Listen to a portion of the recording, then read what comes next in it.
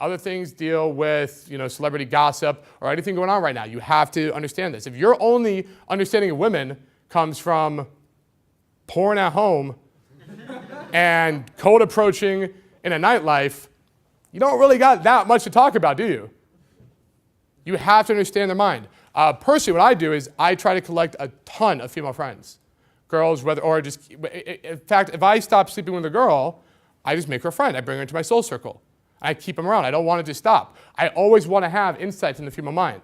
I always want women around me at all times. I don't want to be the guy that's going to be 40 that has no female friends, doesn't have anything going for him, but he's got his one wingman, and they're doing the predator look, walking around clubs like, oh, where's a girl? Where's a set? I want that one, yeah. I don't want to be that guy. All right? So I want to cultivate that and learn about women by being around women, even as a friendship capacity. If you don't have 3 to 5 female friends, I say that's a bigger issue right now than, I'm going to be this SNL guy, All right. Commandment number 9. Thou shalt use the receptive girl. Now, usually, it's a pretty good idea if you see a group of girls, you want to open the one who looks the most receptive. We've heard a lot of stuff like, no, go direct, go right to the girl you want and say your stuff, right? We've also heard other confusing stuff like, no, never let her know you're interested. Talk to her friend and then sneakily get her, okay? Honestly, think about what you're doing, right? Either way is fine, it doesn't really matter. What really matters is, can I get into this group? Will they talk to me? Will I hook this? And if you're going to do it, the thing that makes the most sense is she looks like she'll talk to me. She looks like she'll bring me in. I'm going to go talk to her. And then she'll introduce me to the rest of the group. Think about that. If a girl introduces you to her friends, the friends can't really be like, oh, is that your line? What, just getting introduced by my friend? Right? I know that pickup line. It's like it can't work that way. She can't just knock you off like that. It's a very easy way to get in. But with that said, we can use a receptive girl in another way. We can get the receptive girl to get the indifferent girl talking. We can use her as our wing woman in a weird way. The reason this is because if there's a receptive girl and an indifferent girl, if I try to talk directly to the indifferent girl, she can just blow me off. Even if I'm doing all this stuff I said before, just follow my own leads, just constantly talking to her, she can just look at me and go, no, I don't want to, no, no. Like she can just keep on rejecting me or pushing me away. She can't really do that to her friend though, can she? Otherwise she'd snub her friend. If her friend asks her a question, she's not going to look at her friend and go, right? That's her friend. So all I have to do is get the receptive one talking to me and then subtly hint at ways to get her to bring the friend in, the indifferent one in. I'm not doing it. I don't need to talk to the different one. The receptive one's doing it for me. So you could do it really subtly, or you can be blatant about it. I tell the girl my opinion on something.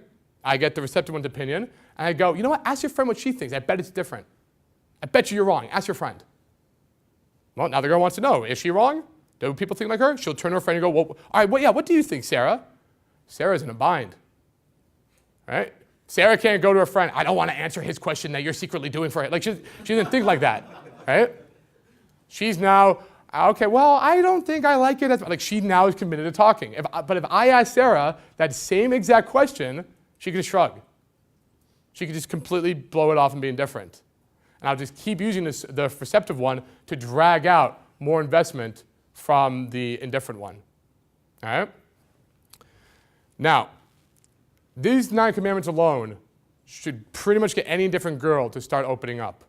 You're not seeing it, you're projecting that strong, friendly frame, you're basically, you never run out of things to say, you're constantly talking, following your leads, you're baiting to invest with social trap questions, baiting her with intrigue, you're using the receptive one, you're doing everything right to get this girl to talk to you. However, sometimes there's even the hardest of cases. Sometimes it's just not enough. And in those times, we then use commandment 10. Thou shalt use risky moves if all else fails. Now, when nothing's been working, okay, it's time to bust out a Hail Mary play. I want you to understand that I would rather a girl be angry with me or upset with me than indifferent. I want this clear to you. The opposite of love is not hate. I've heard of love-hate relationships. The opposite of love is indifference. I've never heard of a love indifferent relationship. I've never heard of a girl that's like, I'm obsessed about you, I think about you all the time, to, wait, I forget your name, sorry, I don't know who you are. Like, it never works that way. So I might not be able to work with indifference. I have to turn that around. But if I get a girl hating me or angry with me, she's still committed to talking to me. It's still an emotional reaction. She's still getting stimulated. And from there, I can play off of it. You watch any classic romance movie, a lot of times they're going to guy, what's their best drama or best love story? They end up hating each other at first, right? And then it starts turning it around. Now, again, in real world application, that's not ideal. But I have done it, and it can be done again and again. So by using these shock tactics, the girl will sometimes reevaluate you. Because remember, if the girl's giving you indifference, there's a reason why. You didn't come in strong enough. You didn't come off confident enough. She didn't like your look. She made a snap judgment about you that said, this guy is low value. This guy is a wuss or whatever. I don't want to deal with him. He does not do it for me. But if all of a sudden you do something a little incongruent and you just shock her, she has to reevaluate. Maybe I was wrong. Whoa, where the hell did that come from? Yeah, she might get mad, but cool. Again, anger is better than indifference.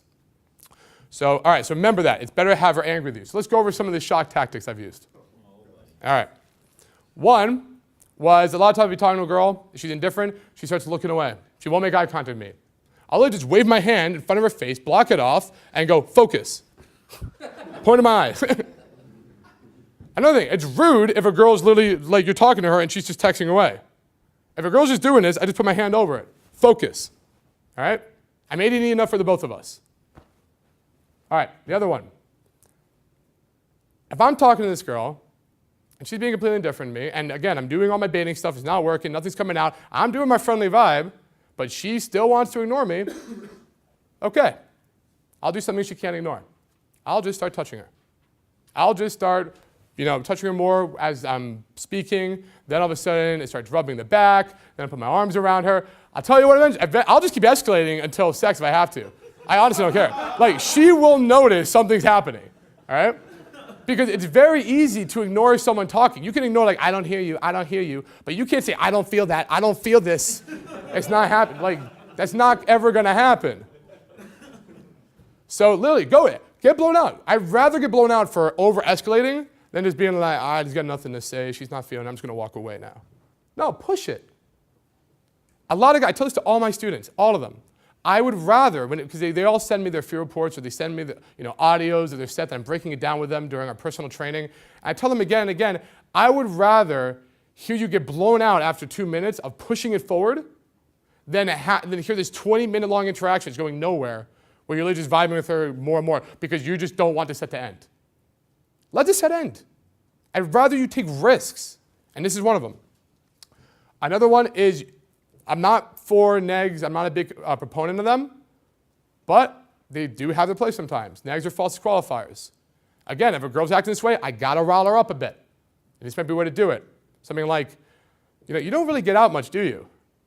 Or a false disqualifier, something like, all right, let me ask you something. Do you have any friends that are like the exact opposite of you? Just by curiosity, right? Can it be like, well, what does that mean, right? I want that area. I want her. What does that mean? I go, oh, it is what it is.